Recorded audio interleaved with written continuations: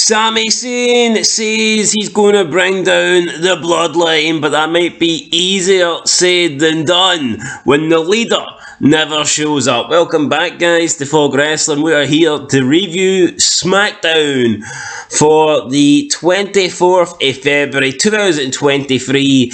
It is the post-elimination chamber edition of SmackDown. That is it. No more pay-per-views. No more premium live events. The next time we're on pay-per-view, the next time we're booting up the WWE Network, it will be for WrestleMania 39. I'm sure there's a lot of stuff going to happen between now and WrestleMania though, but in terms of tonight, I'll be honest, not a lot happened. So we kicked off the show, we seen flashbacks, we've seen highlights of Sami Zayn and Kevin Owens. Obviously, Kevin Owens saving Sami Zayn at Elimination Chamber, and then on Raw, they had the confrontation. Sami Zayn thanked Kevin Owens for helping him. Sami Zayn says he wants to bring down the bloodline, but he can't do it by himself.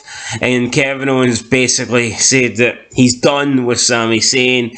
He only came out to save him from a beating at Elimination Chamber, so his family didn't have to watch that. So we kept the whole kicking off SmackDown.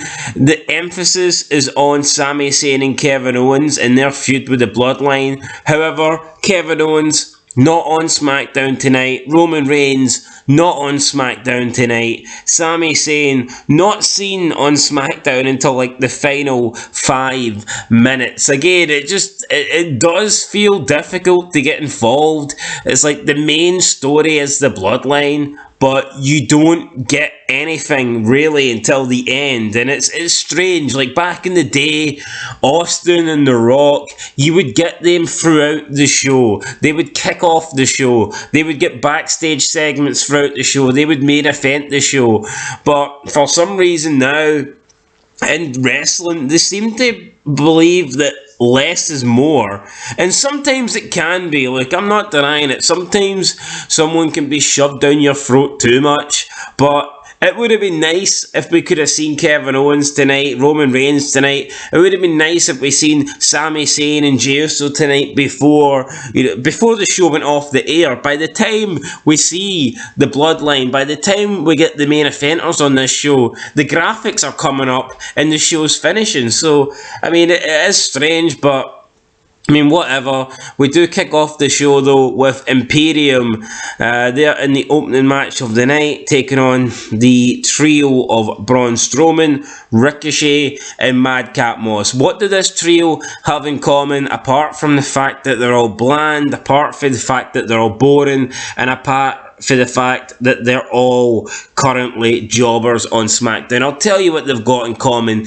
They have all lost to Gunther over the past couple of months when the Intercontinental Championship has been on the line. So we get the match, 6-man tag. Look, Samantha Irvin, I'll give her credit. Look, she puts a lot of effort into her ring announcing. When she's doing the ring announcing, she tries to put the wrestlers over. She does, man. She goes for it. It's not like she's saying, oh, and here comes the Intercontinental Champion Gunther. You know, she gets right into it. She's like, here comes the champion, Gunther! You know, I appreciate that, but it does sound a little over the top in my opinion, especially when she does it for like normal matches, for like this 6-man tag that doesn't really mean anything, and she's still kind of going crazy.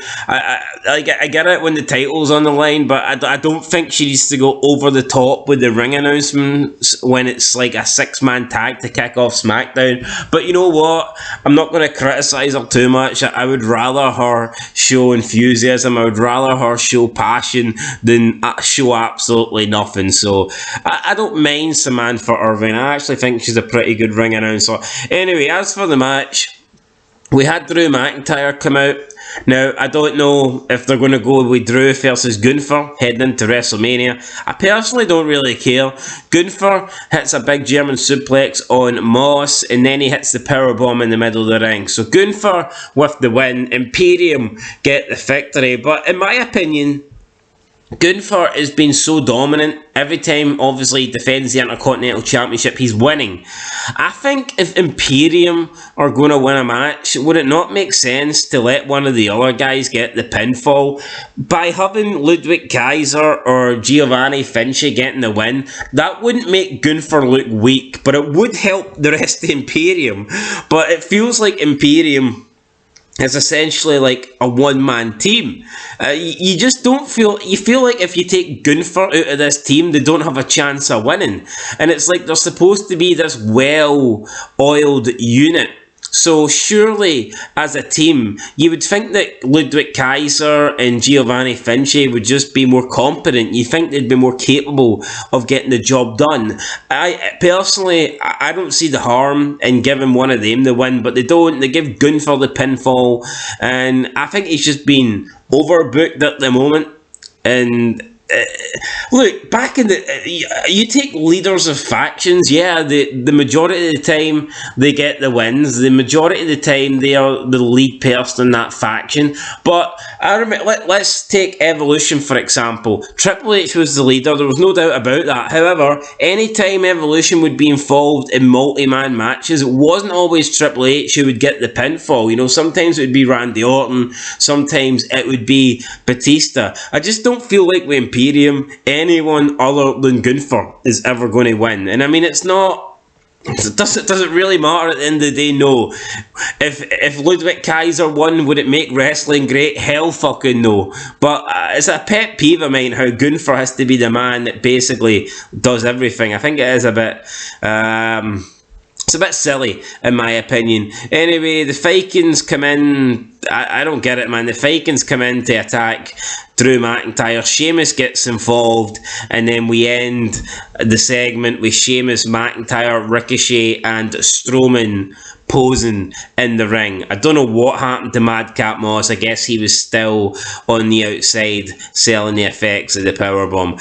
We then got Kayla backstage with Rey Mysterio. He says tonight he's going to put an end once and for all to Karrion Kross. Santos Escobar walks up, basically says that he, you know, with Legado del Fantasma, he has values, he respects, he's got respect, family, all this stuff. Santos talks about the honour of receiving a mask from the legendary Mysterio, and he basically just says that he respects Rey Mysterio. Then they speak in Spanish, and Rey Mysterio says that the respect is a mutual feeling.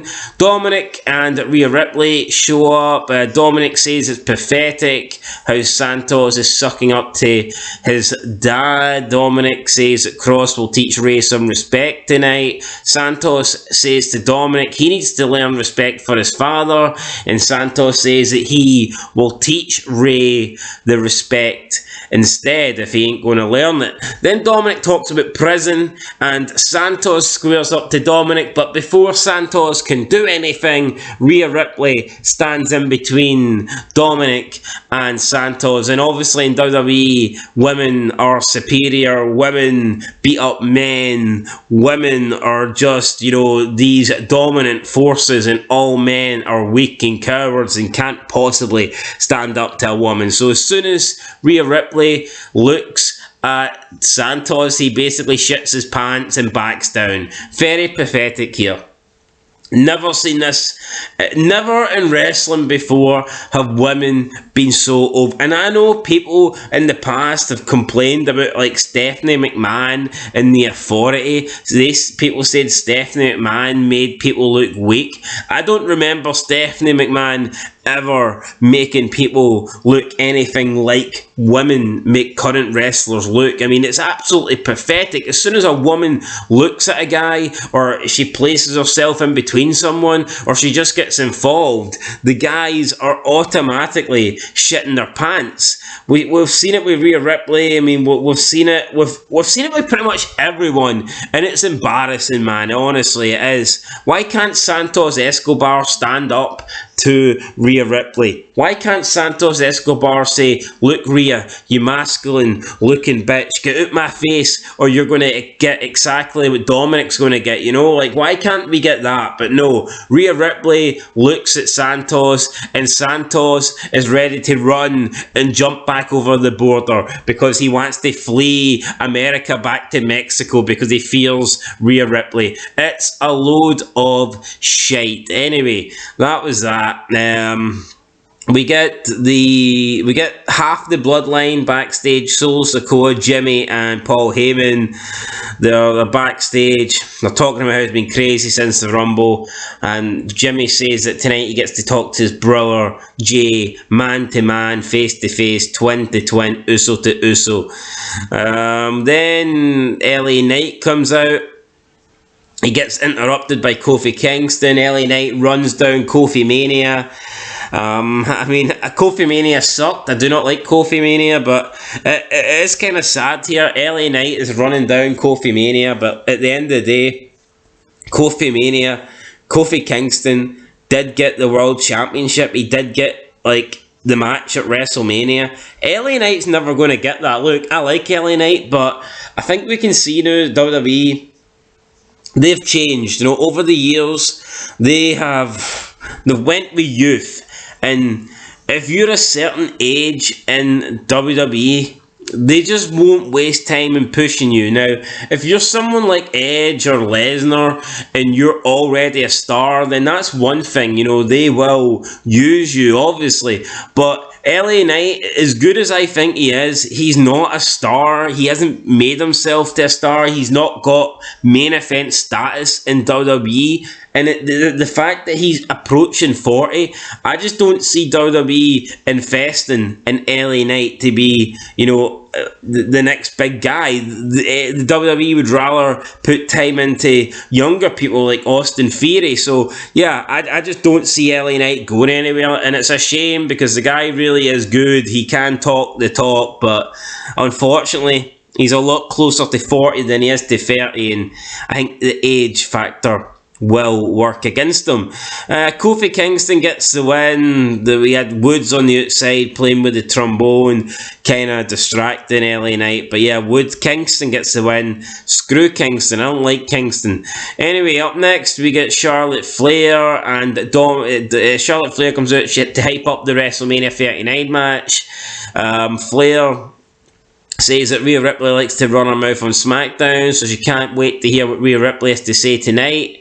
Flair says that she knows Rhea Ripley likes to run her mouth on Raw, so she can't wait to hear what Ripley has to say to her face tonight on SmackDown. Flair calls Ripley out, but she doesn't come. Flair says she smells hesitation. Flair asks Rhea Ripley if she is scared, after remembering what happened the last time they shared the ring. And then Dominik Mysterio comes out. Dominik says he ain't going to let Charlotte run down his mammy. Dominik then talks about their dads. He basically says that both their dads suck, and that, you know, they don't like their dads, and that both of them are better than their dads, which is absolutely disgusting. I mean, Dominik Mysterio and Charlotte Flair, to suggest that they're better than Rick and Ray is fucking just damn right wrong, but that's what he does anyway. Charlotte then says, unlike Dominik, she doesn't hate her dad. Then she wishes Ric Flair a happy birthday, who, by the way, turns 74 tomorrow, so happy birthday, Rick. And then Charlotte says that she has a real Hispanic man at home that calls her mommy, obviously referring to Andrade. So it is what it is. And then she also says that his accent is thicker, kind of suggesting that Dominic Mysterio is just kind of playing a Mexican at this stage. But again, you know, it was like, and I get it, Charlotte Flair's putting over the fact that she's got a real man at home, Andrade, but at the end of the day, Andrade is not in WWE, he's not on the TV, he's not in the feud, he's not on the programming. So all this is Charlotte Flair just burying Dominic. And I get it, look, Dominic's supposed to be weak, Dominic is supposed to get made fun of, but at the end of the day, it's just another woman belittling another man in the WWE, and I'm kind of sick of it. Anyway, then Rhea Ripley comes out, not a lot happens, she stares down at Charlotte Flair, and they have a little bit of a push, and that's it. Then Dominic leaves with Rhea Ripley. Then we got Natalya versus Shayna Baszler. Natalya had Tegan Nox with her at ringside. What a waste of time. Tegan Nox has came back and done absolutely nothing on her return. What was the point? You tell me, guys. I cannot stand Tegan Nox. I think she sucks. Anyway, Shayna Baszler beats Natalya. Does anybody care? Honestly, Ronda Rousey barks orders, and I think she says next week she's going to fight Tegan Nox again. Does anybody really care? I certainly do not. We then got the return of the Firefly Funhouse. It was a weird Firefly Funhouse. We kick off with someone playing with like 2 Undertaker action figures. Bray Wyatt's doing the commentary over the action figures, and then Bray Wyatt is like reviewing his promo, saying that he wants to take on Lashley, which was weird. And then Bray Wyatt starts acting like a TV guide. It's like he's like running through the schedule of what's coming on TV next, and he's like, up next is Can You Keep a Secret? Then after that is Can You Keep a Secret? And then after that is Well, Can You? And it was like, I don't know, man. What is this secret?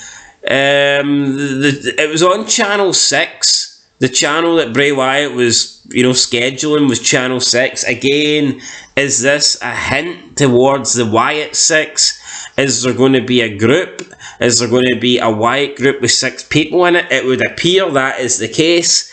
But again, is anybody really caring about this Bray Wyatt stuff? You talk about slow burns, man. This is absolutely painful. If they're going to do anything good with Bray Wyatt, can we hurry it up a little bit, please? I mean, come on. It's like, why? It's like every single week, man. This story, Bray Wyatt's story, is moving at like 1 mile per hour, man. And we need more. We need bloody more. It looks like they're going with Bray Wyatt versus Bobby Lashley. I'm not excited to see that, but that looks like what we're going to get. We go backstage with Uso, Sikoa, and Paul Heyman. And Heyman says that next week Roman Reigns is going to be here. So if Jimmy doesn't take care of Jay tonight, then Roman Reigns will do it personally. Then we got Rey Mysterio in the main event versus Karrion Kross. Decent little match. Rey Mysterio goes for the 619. Scarlett is hanging onto the rope. She falls into the ring. The referee goes to check on her, causing a distraction. Dominic Mysterio catches Rey as he's going for the 619. This distracts Rey. Rey gets back in the ring. Karrion Kross hits the forearm and then hits the straight jacket or the cross jacket or whatever. Rey then passes out and Karrion Kross gets the win. After the match, we get Dominic getting in the ring again, continues to push Rey. Says Rey's pathetic, he's mocking Rey, he's verbally abusing Rey, he's pushing Rey, but Rey doesn't do anything. A couple of times Rey squares up to him, Rey kind of like raises his fist, but he doesn't do anything. So again, there's no progression here. Now you could argue this is the most likely Rey has looked to face his son, to fight his son, but still nothing actually happened. It was just Rey squaring up to Dominic and then deciding that he cannot face his son. So I'm assuming it's going to be Rey versus Dominic at WrestleMania. I just wonder what's going to happen to make the match official. For me, it would make sense if they involved Rey's family. Who knows? Maybe they could do that. Maybe we could have Dominik do something to Angie. Or maybe we could have Dominik disrespect Eddie Guerrero. Maybe that's something we could do. The problem is, I just don't see WWE doing anything edgy. You know, WWE, they like to play everything so safe now. It's like, but I remember back in the day when Randy Orton told Ray that Eddie's not in heaven, man. He's in hell. WWE won't do anything like that. There's no chance of Dominik Mysterio saying anything similar like that to Ray. And it's a shame because that could be what it takes for Ray to crack up, for Ray to decide, you know what, fuck it, I'm going to whoop your ass at WrestleMania. But we just won't get that. So I don't know what's going to be the final nail in the coffin for Ray to decide to face his son, but we didn't get it tonight. And then we move into, I guess, the non-wrestling main event.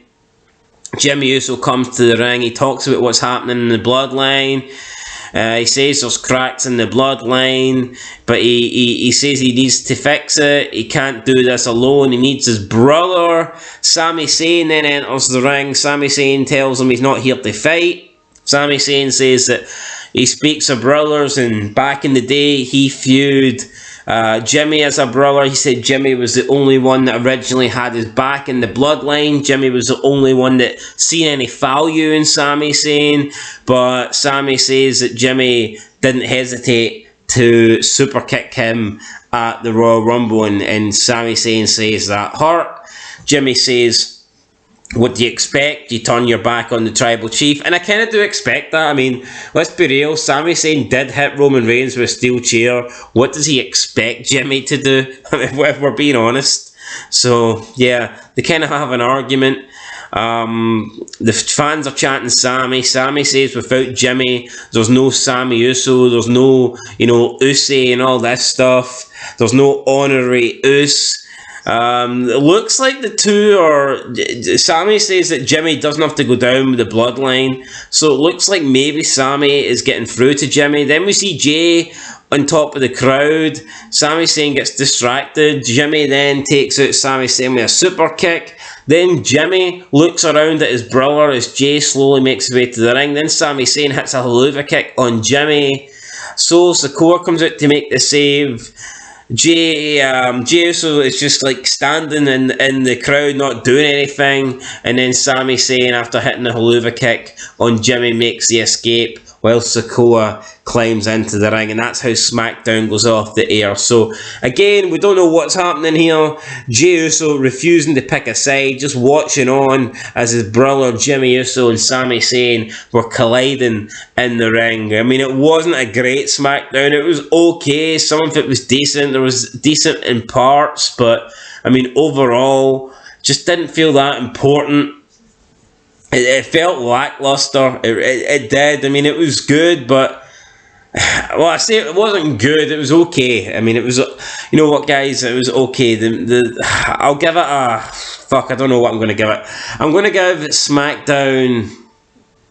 I'm sorry. I'm only going to give it a 3 out of 10. You know what? I did like the main event. I did like the Ray and Dominik stuff.